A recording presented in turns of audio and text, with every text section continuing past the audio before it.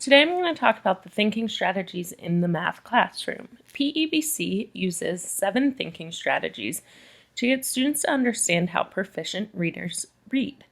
With that in mind, we're going to talk about how proficient mathematicians think about math. The thinking strategies are: ask questions, activate background knowledge, monitor comprehension, create mental images, determine importance, infer, and synthesize information. Putting a name and example to these strategies will allow teachers and students to communicate more effectively when showing how to solve problems. One of the things I struggle with as a math teacher is how to teach students to problem solve. I never solved puzzles in the typical fashion. I would put the edges on last instead of on first like most people think to do. So I don't normally think or process information as my students would. When I look at the thinking strategies, I like to think about the quote on the screen. The essence of mathematics is not to make simple things complicated, but to make complicated things simple. If I can make my thinking process transparent to students, I have now made the math task easier and simpler for the students to understand.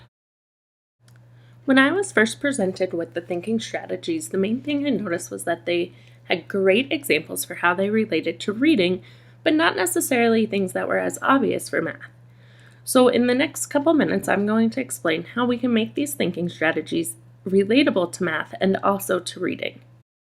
Perhaps the easiest strategy to start with is asking questions. When reading, a proficient reader would often ask questions about the series of events or the character's motive. Asking questions about a theory or a hypothesis in math allows us to expand our understanding of the content. When I think about asking questions in a math class, I think about more than just asking about the next step. I often ask myself, why does this process work? Is this the best approach to solving the problem? Is there some information that I can make a connection to that would help me solve the problem faster or in a less complicated manner?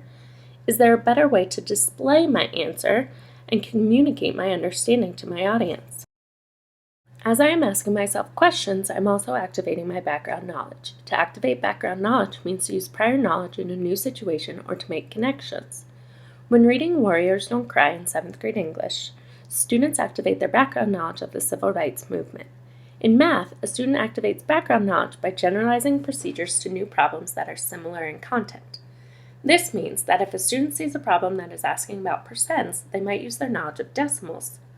Students can also activate background knowledge by applying previous methods in order to find a starting point to solve a new problem.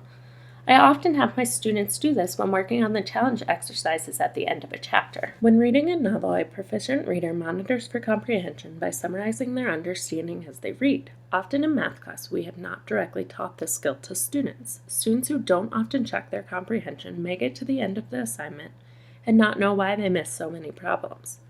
To provide a quick method for monitoring their comprehension, I allow students to check answers as they complete problems. This allows a student to find their mistakes or notice what they were thinking when they made a particular mistake.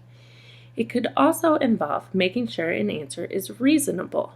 Students who monitor for comprehension will often be able to spot their own mistakes before they turn in their final product. As a student monitors their comprehension, they should also be creating mental images. When reading a novel, we often visualize the characters. You can tell people do this when they go see the movie adaptation and remark, "That's not how I pictured it." In math, pictures don't seem so obvious until covering geometry. However, one of the most often used picture types in math is a graph. If students can visualize a graph of the information, then they are creating a mental image. For students who struggle on word problems, I often ask them to draw out what the problem is asking. They don't have to be a great artist for this picture to allow another avenue for understanding the math problem.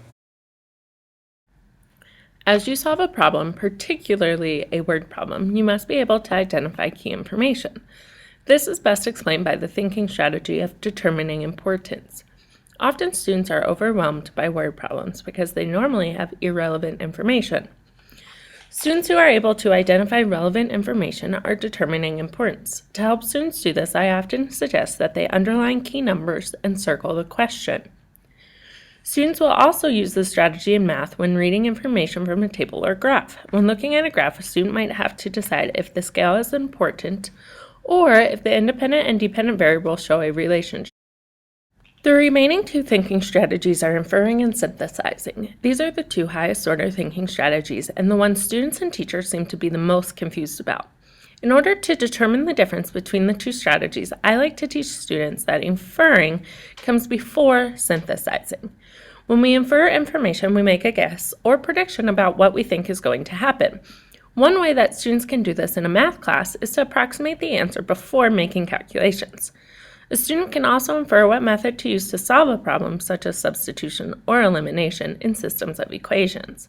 This step will normally be connected to at least one other thinking strategy.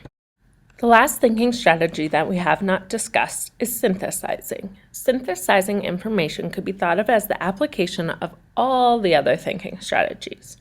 When a student synthesizes a math class, they are applying what they know in order to generalize a procedure or statement. This might look like students solving a real-world problem and applying their background knowledge of the situation, with what they inferred was the correct procedure, and using those two clues in order to solve the problem. Another place that students could see synthesizing is when a rule or statement is written in algebraic notation instead of in words or with actual numbers. The thinking strategies might not be as obviously visible in a math class as they are in English.